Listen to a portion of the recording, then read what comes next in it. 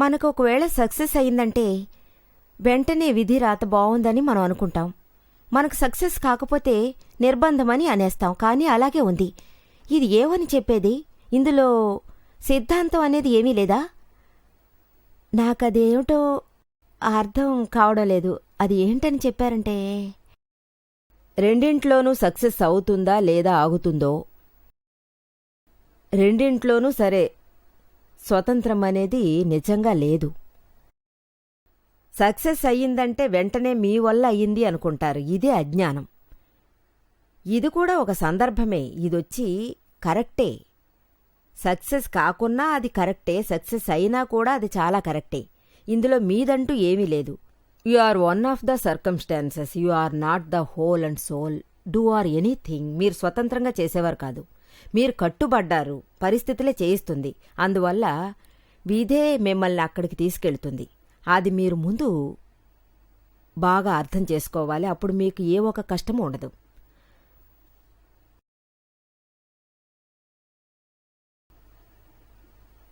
అమ్మా అమ్మా నేనిక్కడ జ్ఞానదీక్ష తీసుకుని 6 మాసాలైంది. నాతో పాటు పనిచేసే అతను నన్ను ఇక్కడికి తీసుకొచ్చారు. ఇది నాకు చాలా సంతోషంగా ఉంది. అతనే నా గురువని కూడా నేను అనుకుంటున్నాను. అది ఎందుకు అనిపించింది? అతనొక పెద్ద ఉపకారం చేశాడు. ఎవరు మనకు దారి చూపుతారో వాళ్లనే మనం ఉపకారి అని అనగలం కదా. వేరే ఎవర్ని? ఆయన్ని చూడ్డానికి చాలా సంతోషంగా ఉంది. రోజూ చూస్తున్నా. ఎటువంటి విషయమైనా అతని దగ్గరే నేను అడుగుతాను. ఎందుకంటే మా ఇంట్లో చాలా టెన్షన్ అయిన ఒక సిచ్యువేషన్ ఉంది. అతను నన్ను ఒక మంచి చోటికి తీసుకెళ్లారు. అందువల్ల మనసుకు సంతోషంగానూ ఉంది. ఏ ఒక టెన్షన్ అయినా ఆయన చాలా బాగా నాకు సాల్వ్ చేస్తున్నారు. నేను చాలా బాగున్నాను. నేను చాలా సంతోషంగా ఉన్నాను, సుఖంగా ఉన్నానని కూడా నాకు అనిపిస్తుంది. చాలా బాగుంది. ఇది నాకెలా? చాలా సంతోషమైన విషయం. ఏ ఒక రకంగానైనా మీరు దుఃఖం నుంచి ముక్తి అనేది పొందాలి కదా. ఎంతసేపైనా నా వల్ల పని చేయగలుగుతాను, ఆ విధంగా వర్క్ చేసినా కూడా కష్టపడి పనిచేస్తారన్న భావనే కలగడం లేదు. ఎవరు నన్ను తిట్టినా సరే, ఏమైనా అన్నా సరే నేను చాలా సంతోషంగానే ఉన్నాను. నేను ఆయన్ని కలిసి నేను చాలా సంతోషంగా ఉన్నానని చెప్పడం జరిగింది. ముందంతా నేను ఏడుస్తూనే ఉండేదాన్ని. బట్ ఆయన నాకొక మంచి దారి చూపించారు. ఆయనకి ఇందులో చాలా సంతోషం. ఇది మాత్రమే కాదు, ఆయన చూసినప్పుడల్లా ఆయనే సర్వశుభాలు ఇచ్చాడని నాకు అనిపిస్తుంది. ఈ విధమైన ఒక థాట్ నాకెందుకు కలుగుతుంది? అన్నింట్లోనూ ఆయన నీకొక పెద్ద ఉపకారిగా ఉంటూ మనకు మంచి ఒక దారి చూపించారు కదా, అదే దాని కారణమని చెప్పగలం. జ్ఞానదీక్షల ఆజ్ఞలను సరిగ్గా చేస్తున్నారు కదా? చేస్తున్నానమ్మా. దాన్ని అలాగే చేయండి. మీకు జీవితంలో అభివృద్ధి తప్పకుండా ఉండడానికి అవకాశం ఉంది. నిజంగా ఉంది. నేను ఎవరి దగ్గరికి గొడవకు వెళ్ళినా కూడా అది తెలియజేస్తారు, ఇది వద్దు అనేసి. నేను మీకు ముందు ఏం నేర్పించానో ఆలోచించమంటారు. వెంటనే నేను అనుకుంటా. అన్నిటినీ చేసి పారేయడానికి నాకు టైం దొరకట్లేదు. అది తప్ప నేను టైం తీసుకుని చేస్తూనే ఉన్నాను. పని చేసేటప్పుడు కూడా ఇవన్నీ నేను చేస్తూనే ఎప్పుడూ ఉండేదాన్ని. దేన్ని నేను వదలడం లేదు. అతను నేర్పినవన్నీ నేను చేసేస్తాను. చాలా థ్యాంక్స్ అమ్మా. గురు బ్రహ్మ మంత్రాలన్నీ ఉన్నాయి కదా, అలాగే బ్రహ్మ, విష్ణు, మహేశ్వరుడనేవి శక్తి రూపంలో ఉండిపోయేవి. ఈ విధంగా ఉండేటప్పుడు ఈ ముగ్గురిని ఎలా మనం గురువని చెప్పగలుగుతాం? ఎలా గురు పదవిలో పెట్టగలం? గురు అనేవారు దీన్ని దృష్టిలో ఉంచుకుని చెప్పబడలేదు. గురువుగారి మహత్యాన్ని పెంచి చెప్పడానికే ఇలా చెప్పబడింది. గురు బ్రహ్మే, గురు విష్ణువే, గురు మహేశ్వర్లే, సర్వము గురువులే. సాక్షాత్ వాళ్ళందరూ దైవాలే. పరబ్రహ్మ అని చెప్తే అతను సర్వజ్ఞులు. గురువు అనేవారికి మాత్రమే చాలా ఉన్నత స్థానాన్ని ఇస్తాం. ఎందుకంటే దేవతలను మనం నేరుగా చూసింది లేదు, కానీ గురువుని మనం కళ్ల ముందే చూస్తుంటాం కదా ప్రత్యక్షంగా. అతనే మనకు సర్వము తెలియజేస్తున్నారు. అందువల్లే గురువుకి మహత్యం ఎక్కువ. చెప్పడం వినుండొచ్చు, ప్రత్యక్ష గురువు లేకుంటే ఈ జీవితం నిజంగా సంపూర్ణం కాదు. జ్ఞానులు కూడా ఈ విధంగానే చెప్తున్నారు. భగవాన్ అంటే పూర్ణ భగవాన్, ప్రత్యక్ష గురువు మనకు దొరికితే అతని మహత్యం మనకు ఎక్కువగానే ఉండిపోతుంది. గురువనేవారు ఏ స్థాయికి గొప్పగా చెప్పబడతారు? అతను మీకు పుణ్యాన్ని ప్రాప్తం చేసి పెడుతున్నారు. కనపడని భగవంతుణ్ణి చూపించి అతను పుణ్యం ప్రాప్తమయ్యేలా చేస్తున్నాడు. కానీ గురువుగారి మాట ప్రకారం గనక మీరు నడుచుకుంటే అతను చూపే దారిలోనే మీరు వెళ్ళొచ్చు. అతని ఆజ్ఞల్లోనే ఉంటే అప్పుడు మీరు చాలా కర్మవిధుల నుంచి బయటపడతారని ధైర్యంగా నమ్మొచ్చు. ఇంకా కొంచెం మోక్షం కూడా మీరు ప్రాప్తం పొందొచ్చు. ఇంత మహత్యం మీకుంది. ప్రత్యక్ష అంటే 1 to 1 కనిపించని, ఇంతటికీ దొరకనిది ప్రత్యక్షానికి ఖచ్చితంగా అది ఉంది. కనిపించనందువల్ల పుణ్యం ఉంది, సుఖం దొరుకుతుంది. కానీ మోక్షం అనేది లేదు. మోక్షం ప్రత్యక్షానికి ఫలితంగా ఉంటుంది. తెలిసిందా? ఈ కాలంలో కలియుగంలో మన అమ్మా నాన్నలను గురువుగా భావించడానికి ట్రై చేస్తాం. వేలాది సంవత్సరాలుగా ఇది జరుగుతుంది. అమ్మా నాన్నలను గురువుగా స్వీకరిస్తున్నాం. ఎంతైనా కానీ మనం శిశువుగా ఉన్నప్పుడే వీళ్ళనే గురువని కూడా మనం అంటాం. ఆ పైన వీళ్ళ కాళ్ళ దగ్గర పడి వీళ్లకు మధ్య గురు శిష్యుల సిస్టర్ ఈ బంధం ఇదంతా ఉన్నాయి కదా. ఒక్కో సమయం అమ్మా నాన్న సరైన వాళ్ళు కానప్పుడు వాళ్ళను మనం గురువుగా ఎందుకు చెప్తున్నాం అంటే మనం గురువుగా ఎందుకు స్వీకరించాలని అంటాం. ఇంకా నాకు అది అర్థం కాలేదు. మనం చిన్నపిల్లలుగానే కదా ఉంటున్నాం. లేదంటే వాళ్ళందరూ చెడిపోతారు. కానీ అమ్మా నాన్న వాళ్ళు పక్షపాతం చూపుతున్నారు. They are not perfect, they are not guru. రియల్లో లేదు. వ్యవహారాల్లో మీకు నిజంగా రియల్ గురువు అనేవారు ఉండరు. తెలిసిందా? పక్షపాతం అంతా ఉంటుంది. జ్ఞానులు ఉన్నారు కదా, వాళ్ళ దగ్గరే ఈ పక్షపాతం అంతా నిజంగా ఉండదు. ప్రేమ ఉన్న నిజమైన ఒక స్వరూపమే ఉంటుంది. ఇక్కడ అమ్మా నాన్న దగ్గర కూడా తమ పిల్లల దగ్గర పట్టుదలంటూ ఒకటి ఉంటుంది. ఆశ, ద్వేషం అన్నీ ఉంటాయి. స్వార్థం అనేదే ఉండదు. స్వార్థం లేనివారంటే పరమాత్మ, నిజమైన స్వరూపం ఉన్న పరమాత్మగానే వాళ్ళ వల్ల ఉండగలరు. ఆత్మలో ఉన్నవాళ్ళు స్వార్థం లేని వాళ్ళుగానే ఉంటారు. కానీ ఇందులోనూ కొంచెం లౌకికం అంతా వస్తూ ఉంటుంది. అండ్ పూర్తిగా కుదరడం లేదు. పిల్లల బాధ్యత ఏంటంటే అక్కర్లేనిది మనం తప్పుగా నిజంగా చూడకూడదు. అప్పుడే మనకు చాలా మంచిది. మంచివి చెడ్డవి అన్నీ వాళ్ళ దగ్గర ఉంటున్నాయి. ఈ మంచివి చెడ్డవి ఇవన్నీ చూసుకుంటే అమ్మా నాన్నకు ఏం చేయాలనే వాళ్లకు అసలు తెలీదు. ఇది అందరి దగ్గర ఉంది. ఇందువల్ల మీరు ఎప్పుడూ తప్పులు మాత్రం చూడకూడదు. మనకు ఇతరులు ఎంత ఉపకారం చేస్తున్నారు, మనం ఇతరులకు ఎంత ఉపకారం చేస్తున్నాం, మనం వాళ్లకు చేయాల్సిన బాధ్యత ఏంటి, ఇది మాత్రమే మనం చూస్తూ ఉండాలి. అది తప్ప మనకు వయసు అయిపోతే అమ్మా నాన్న అనే తీరున అవ్వ తాత అయితే ఇంతకన్నా పరిస్థితి దారుణమైపోతుంది కదా. కానీ అమ్మా పిల్లలు ఇలా అనుకోకుంటే ఆ పెద్దలు ఇంకా అహంకారులైపోతారు కదా. అంటే వీఆర్ పర్ఫెక్ట్, వీఆర్ ఒబీడియంట్. అందువల్ల పిల్లలు మనం చెప్పినట్టు నడవాలని వాళ్ళు అనుకుంటారు. We are teachers, we are best. మనం సపోర్ట్ చేసినా కూడా అహంకారం అనే స్థానానికి వచ్చేస్తున్నాం కదా. ఇది ప్రతి తల్లిదండ్రులు, ఇది తల్లిదండ్రే చూసుకోవాలి.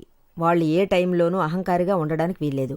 వారు అహంకారంతో నడుచుకుంటే ఆ అహంకారానికి నిజంగా వాళ్ళు పే చేసే తీరాలి. కానీ సత్యం అనేది ఏంటో ఆ సత్యాన్ని నిజంగా స్వీకరించి తీరాలి. కానీ ఏదేమైనా అమ్మా నాన్నకు చేసే ఉపకారం అనేది వేరే ఎవరికి చేసినా కూడా అది నిజంగా సరితూగలేదు. దీన్నే పిల్లలు బాధ్యతగా తలిచి చేసుకోవాలి. అది తప్ప ఏది చేయాల్సిన అవసరమే లేదు. తెలిసిందా? వాళ్ళ పాజిటివ్ మీకు తెలుసో లేదో నెగటివ్ మాత్రం మీరు చూడకండి. ఈ విధంగానే ఉండండి. ప్లస్ తెలియకున్నా పర్వాలేదు, నెగటివ్ మీరు చూడకండి. అప్పుడే మీరు బయటపడగలరు. లేదంటే మీలో మీరే చెడిపోతారు. మీరు చేయవలసింది పిల్లలు చక్కగా ఉండాలంటే పాజిటివ్గా ఉండాలి. అమ్మా నాన్న తిరిగి బాగుండాలంటే వాళ్ళ దృష్టిలో ముందు మీరు మారిపోవాలి. మీరు తప్పు పట్టకండి. నేను చెప్పేది అర్థమైందా? లేదంటే మన పిల్లలే చెడిపోతారు.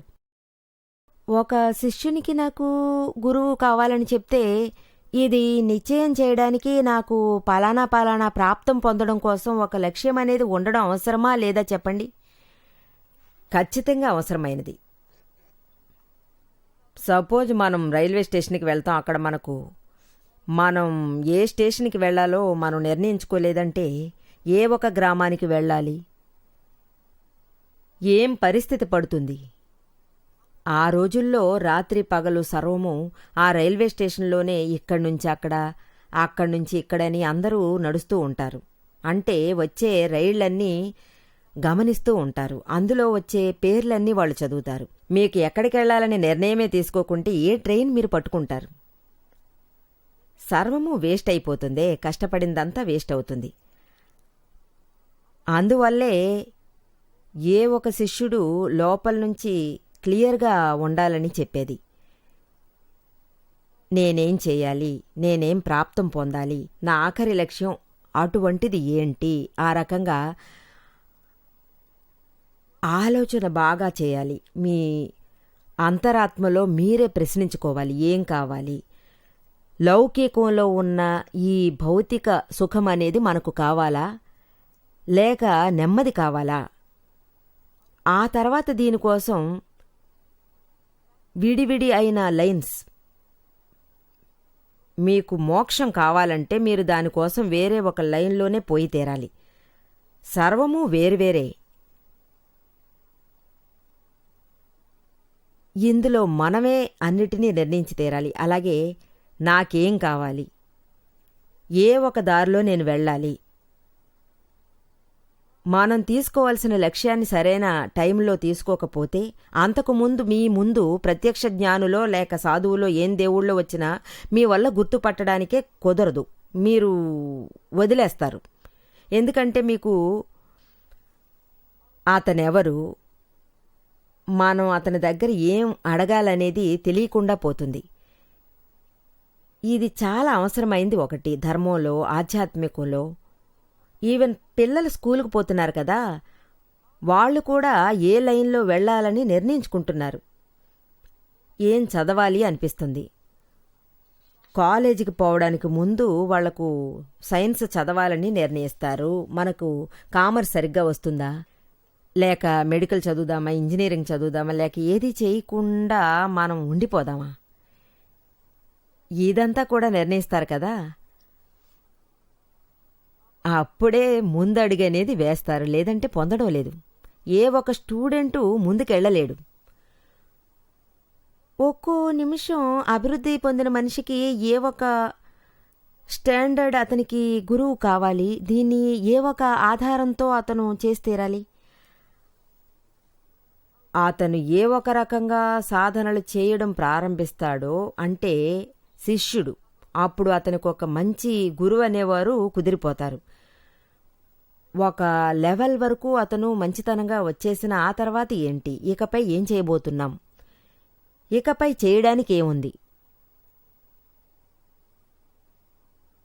ఇటువంటి భావనే రన్ అవుతూ ఉంటుంది. ఇంతవరకు తను ఉన్న ఆ స్థితి, అతను నిర్ణయించుకున్న ఈ లక్ష్యం, అది అతనికి ఎప్పుడు ప్రాప్తమవుతుందో అంతవరకు అతని వెతుకులాట ఉంటూనే ఉంటుంది.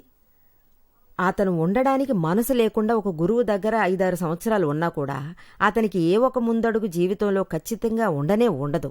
లేదంటే అతనికి ఏం కావాలో అది ప్రాప్తం కావడం లేదు. అప్పుడు అతను వెంటనే ఆలోచించి తీరాలి. అంటే సర్వము లిమిటెడ్డే. లేదంటే గురువు వెనకాలే పోయి ఉంటాం, జీవితాంతం గడుపుంటాం. నా ఎన్ని జన్మలు వేస్ట్ అయ్యి ఉంటాయి. పోయిన జన్మలోనే గురువు కుదురుంటే ఈ జన్మలో అది జ్ఞాపకంలో ఉండి ఏం ప్రాప్తం కావాలని నిర్ణయించుకుని ఈ జన్మలోనే అది మనకు ప్రాప్తం కావాలి. లేదంటే దీని వెనకాల మనం ఎందుకు వెళ్ళాలి, ఇది నాకు అక్కర్లేదు.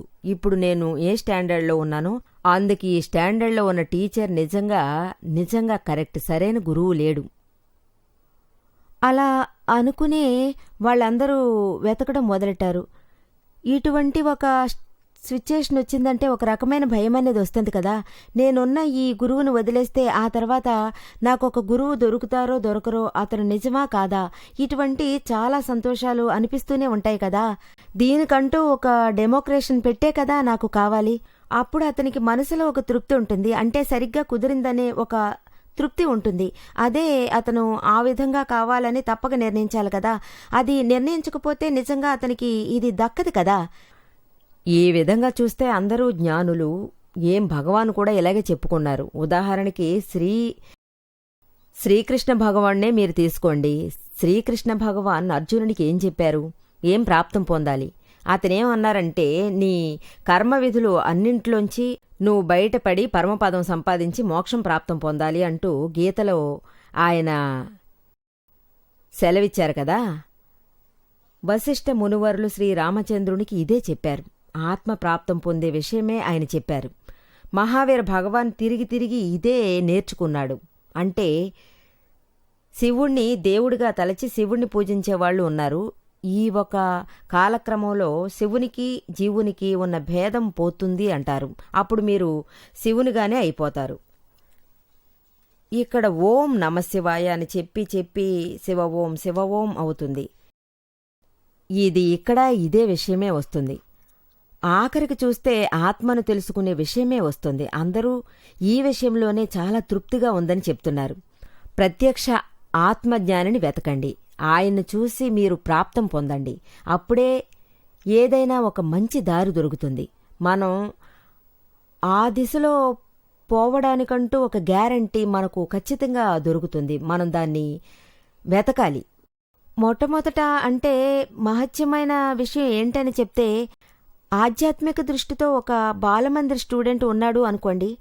అతనికి ఒక జ్ఞాని కుదిరిపోతే అప్పుడు జ్ఞానంలో కరెక్ట్ అనుభవంలో రాగలడా, లేక ఈ స్టేజ్లోనే అతను ఉండగలడా? అతనికి నడిమధ్యన ఉండాల్సిన అవసరం అప్పుడది ఏదైనా వస్తుందా చెప్పండి? ముందు అతనికి ఐడెంటిఫై చేసేస్తే అది పెద్ద విషయమే కదా. దాంతో ఇది ఆత్మజ్ఞానం, ఇది నాకు నిజంగా కావాలి, ఈ భావన మాత్రం వచ్చిందంటే మీరు ఒకటి తెలుసుకోండి, అతను ఆ బాలమందిర్ స్టూడెంట్ కాదు, అంటే యూనివర్సిటీ స్టూడెంట్ అని మీరు తెలుసుకోవచ్చు. అది అడిగాను, అది నిజమే. అతను యూనివర్సిటీలోనే ఉంటే ఏ ఒక ప్రాబ్లం ఉండదు కదా. అతనికి జ్ఞాని ఆ రకంగా తెలుసుకోకుండా వదిలేస్తాడా? అప్పుడేం ఫలం ఏమీ లేదే. అప్పుడు ఇదే జరుగుతుంది కదా. తెలుసుకోవడం అవసరం. అతనికి లోపల నుంచే అది తెలుస్తుంది. ఇతను చెప్పేదే సరి, ఇతని నుంచే మనకు కావాల్సిన ప్రాప్తం అందుతుందనేది తెలిసొస్తుంది. ఈ రకమైన ఒక భావన వాళ్లకు లోపల నుంచే రావడం స్టార్ట్ అవుతుంది. తీరైన ఒక నిర్ణయం వాళ్లకు వస్తుంది. అప్పుడే ప్రాప్తం పొందగలం. అర్థమే చేసుకోకపోతే అప్పుడు ఇంకేం ఉంది చెప్పండి. అతను ఆ తర్వాత ఏం చేస్తాడని చెప్పండి చూద్దాం. మనం అప్పుడు ఏ రకంగా చెప్పొచ్చు, లేక ఎందరు గురువులైనా కుదరని, కానీ సరైన ఒక జ్ఞాని కుదురుకుంటే పూర్తి కావడం లేదు, సరికాదు కదా. ఆత్మజ్ఞాని లేకుంటే నిజంగా జరగదు. అది తప్ప సర్వము దొరుకుతాయి. అమ్మా, గురువు లేకుండా జ్ఞానం లేదని చెప్పొచ్చు కదా. మరి ఏకలవ్యుడు నేర్చుకున్న విద్యలకి గురువే లేరని చెప్పాలి కదా. ద్రోణాచార్యుడు ఉన్నాడు కదా. ద్రోణాచార్యుడు బొమ్మనే పెట్టుకున్నారు ఆయన. ద్రోణాచార్యుడు అక్కడ లేరు కదా. నిజమే, కాని ఒకసారి అతను ద్రోణాచార్యుణ్ణి చూడడం కోసం ఆ టైంలో మొత్తం జ్ఞానాన్ని అప్పుడు అతను పొందలేదే. కానీ అతను అంటే గురువు అనేవారు ఏం చెప్తున్నారంటే, ఒకసారైనా ప్రత్యక్షంగా అతన్ని చూడగలిగితే అప్పుడే మీరు అక్కడ శిల పెట్టి పూజ చేస్తే కూడా నిజంగా దానికి వాల్యూ ఉంది. కానీ ఇది జరగాలంటే ఒకసారైనా అతన్ని చూసి తీరాలి, ప్రత్యక్షంగా అతన్ని దర్శించుకునే తీరాలి. అతనికి ఈ దర్శనం అనేది దక్కింది. ఇంకా చెప్పాలంటే అతను తలదించి అతని దగ్గర ప్రార్థనలు చేసుకున్నాడు. మీరు నన్ను శిష్యులుగా స్వీకరించాలని అడిగాడు, మీరు నా గురువుగా ఉండాలని చెప్పాడు. అతను అప్పుడే కుదరదని చెప్పాడు. కుదరదు, నేను రాజకుమారులనే శిష్యులుగా స్వీకరిస్తాను అంటూ చెప్పాడు. వేరే ఎవరికీ నేను గురువుగా ఉండనని అతను చెప్పాడు. యాక్చువల్గా చెప్పాలంటే డైరెక్ట్గా అతని దగ్గర నుంచి జ్ఞానం పొందలేదు కదా. అతను డైరెక్ట్గా తీసుకోలేదు. అతను మనసారా స్థాపితం చేసేశాడు. గురువు పదవిలో చేశాడు. దాంతో ఒకసారి ఆయన్ని నిజంగా చూశాడు. అతను సడన్గా అతని చెవిన పడి తనను శిష్యునిగా స్వీకరించమని చెప్పాడు. అతను స్వీకరించాడు. కానీ ఒకసారి దర్శనం చేసుకుంటేనే చాలు. ఒకసారి దాదాజీ చెప్పేవారు, ఒకసారి నన్ను దర్శనం చేసుకుని పోయావు కదా, అదే చాలా గొప్ప అని. మేము మీకోసం ప్రత్యక్షంగా ఉన్నాం. మీ లక్ష్యం మాత్రం మీరు ముందు చెప్పేయండి. మీరు ఎప్పుడు కావాలన్నా నన్ను తలుచుకోవచ్చు. రూపాన్ని తలచి మీరు ఏది పొందాలంటారో అది నిజంగా పొందొచ్చు. దీనికి మహత్యం చాలా ఎక్కువగా ఉంది. మీరు టీవీ చూస్తూనే ఉన్నారు కదా, నిర్మాను చూస్తున్నారు కదా. అప్పుడు టీవీలో వచ్చి నిర్మా మీకు ప్రశ్నకు తగిన బదులు ఇస్తుంది, ఆవిడ సమాధానం ఇస్తుంది, మీకు ప్రశాంతత ఇస్తుంది, అన్నింటినీ ఇస్తుంది. కానీ ఈ జ్ఞానదీక్ష అనేది మాత్రం వాళ్ల వల్ల నిజంగా ఇవ్వడం కుదరదు కదా. అవును, అందుకోసం మీరు ప్రత్యక్షంగా వచ్చే తీరాలి. నిజంగా ఇక్కడికి వచ్చే కదా తీరాలి. ఒక్కసారి కాదమ్మా, అప్పుడప్పుడు రావాలనిపిస్తుంది. రండి, ఒకసారి కాదు 100 సార్లు రండి. నేను దీనికోసమే కదా ఇక్కడ కూర్చునున్నాను. నాకు ఇదే కదా వృత్తి. వేరే ఇంకో బిజినెస్ నేను చేయట్లేదు. నేను టీవీలో చూస్తున్నాను, మీరు ఆత్మ ప్రాప్తమయ్యే దాని గురించి చెప్పడం వింటున్నాను. మీరు వ్యవహారం దాని గురించి మాత్రమే చాలా మాట్లాడుతున్నారు. అప్పుడు మేము ఎలా మోక్షానికి పోవడం అవుతుంది? ఆత్మ ప్రాప్తం కావాలంటే మీరు ఏం చెప్పిపోయినా అదంతా బాగా మేము వింటున్నాం. మోక్షానికి వెళ్ళడం గురించి మీరు ఏమీ చెప్పడం లేదే. నా ప్రశ్నకి సరైన బదులు కావాలనే అడుగుతున్నాను. మీరు జ్ఞానదీక్ష పొందడానికి వచ్చినప్పుడు నేను వ్యవహారం గురించి మాట్లాడుతున్నానా చెప్పండి? నేను జ్ఞానదీక్ష పొందడానికి వచ్చినప్పుడే నాకు తెలిసొస్తుంది. అప్పుడు మీరు వచ్చి చూడండి. ఒకసారి మీరు ఆత్మ ప్రాప్తం పొందితే అది మిమ్మల్ని మేలుకొలుపుతుంది. ఆ తర్వాత మీరు ఏది చేయనక్కర్లేదు. ఆ తర్వాత మీకు నేర్పించిన 5 ఆజ్ఞల్లోనే ఉండాలి. మీరు మీ వ్యవహారాలని ముగించాలి. సడన్గా మీకు వ్యవహారాల్లో కష్టమో లేక ప్రాబ్లమో వచ్చిందని చెప్తే, అంటే వ్యవహారంలో ఉన్నప్పుడు ఈ జ్ఞానం సెట్ కావడం లేదని అంటే అక్కడ ఇక్కడ అవుతుందని చెప్తే ఇక్కడే అవుతుంది, లేక అక్కడే ఏదైనా అవుతుంది. అప్పుడు మీరు వచ్చి నన్ను అడగండి. అప్పుడు నేను మీ దగ్గర ఈ సమయంలో ఇలా నడుచుకోవాలి అనేది నేర్పిస్తాం. ఈ విధంగా సెట్ చేసిస్తాం. ముగిసిపోతుంది కదా. ఇప్పుడు మీకు లోపల నుంచి సెట్టింగ్ కలుగుతుంది. అది జ్ఞానం యొక్క సెట్టింగే. వ్యవహార సెట్టింగ్స్ని మేం చెప్పడమే లేదు. తెలిసిందా? బాగా తెలుసుకోండి. ఇది సాధారణం. జ్ఞానదీక్ష పొందడం మాత్రం మేము చెప్పడం లేదు. జ్ఞానదీక్ష పొందకుంటే వాళ్లకు ఈ విషయం నిజంగా తెలియటకు ఛాన్స్ లేదు. ఈ సెట్టింగ్స్ ఏ రకంగా ఉండాలనేది తెలీదు. ఎందుకంటే ఆ రకంగా వాళ్ల వల్ల పట్టడం కుదరదు. కానీ జ్ఞానం తీసుకున్నారే వాళ్ళు వెంటనే దీన్ని పట్టేస్తారు. ఇదొక ఆత్మ, శుద్ధాత్మ యొక్క విషయం. దాన్ని ఈ సీట్లో కూర్చునే చూడాలి. యాక్చువల్గా టీవీలో మీ ప్రోగ్రాం చూడడం వల్ల కొన్నిసార్లు ఏర్పడే అనుమానాలు కూడా తగ్గిపోయాయి. అవన్నీ అనుభవాల వల్లనే కదా నేను ఇక్కడే వచ్చి కలిసిపోయాను. ఏమ్మా, ఇంతకన్నా మీకు వేరే ఏం మార్గం కావాలి?